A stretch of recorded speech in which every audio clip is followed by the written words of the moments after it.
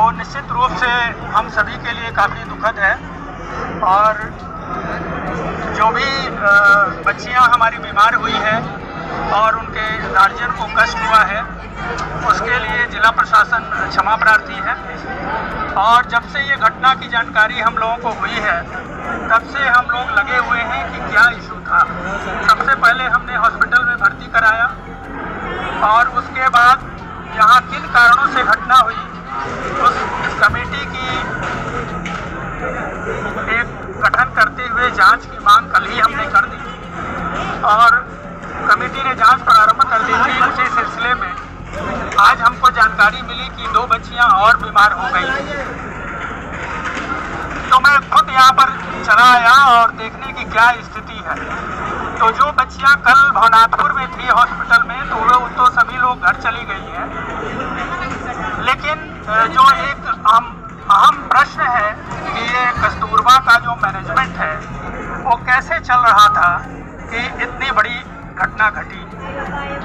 इसके लिए जो कमेटी ने रिपोर्ट दिया है मौखिक रूप से और बच्चों ने जो बयान दिया है, उसके आधार पे मैं ये निष्कर्ष पे जरूर पहुंचता हूं कि यहाँ पर प्रबंधन की निश्चित रूप से लापरवाही है और जो भी वार्डन और अन्य टीचर हैं, रसोइया हैं, उनके द्वारा लापरवाही बरती गई है।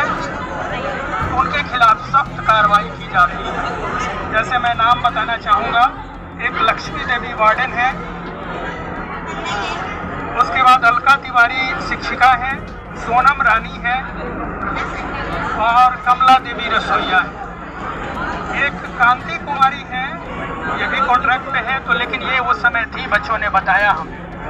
तो जो विद्यालय में इन शिक्षिकाओं को रहना है, ये विद्यालय में नहीं रहते हैं, इस आवासीय विद्यालय में नहीं रहते हैं, तो निश्चित रूप से ये अपने पद का दुरुपयोग कर रहे हैं। उन्हें कारण परीक्षा करते हुए उन्हें सेवा मुक्त करने की कार्रवाई की जाएगी। और ये प्रबंधन, ये कस्तूरबा गांधी आवासीय विद्यालय कितना और कैसे बेहतर चले, इसके लिए मैंने डीओ साहब को इंस्ट्रक्शन दिया है, डीएससी को भी इंस्ट्रक्शन दिया है, जो कमियां हैं वो दूर करें। साथ ही हमने बीओ जो प्रखंड शिक्षा प्रसार पदाधिकारी हैं, उनकी भी जवाबदेही है।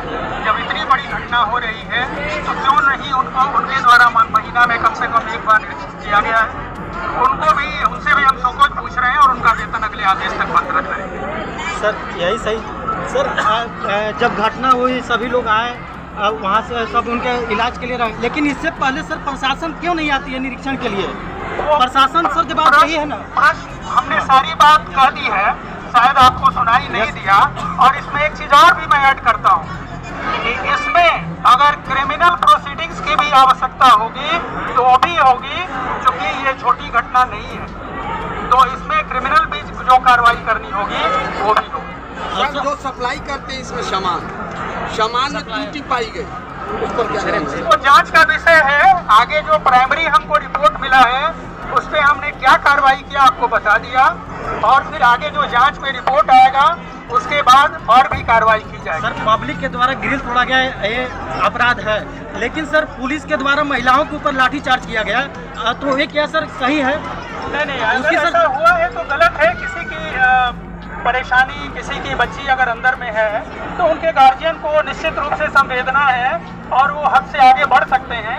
पुलिस को थोड़ा कंट्रोल में रखने के लिए, आपको संयमित रहने के लिए कुछ हल्का अगर बल प्रयोग किया होगा तो निश्चित रूप से वो आप ही के लिए किया गया है। सर बहुत सारी महिलाएं, अगर आपको कष्ट पहुंचा है तो जिला प्रशासन उसके लिए क्षमा है। ठीक है। शिवम सेल्स लेकर आया है फर्नीचर धमाका ऑफर। इलेक्ट्रॉनिक का 11 सामान मात्र 38,999 में, 60,000 वाला फर्नीचर सेट मात्र 48,999 में, 95,000 वाला सेट 68,999 में, 1,40,000 वाला प्रीमियम सेट अब मात्र 99,000 में।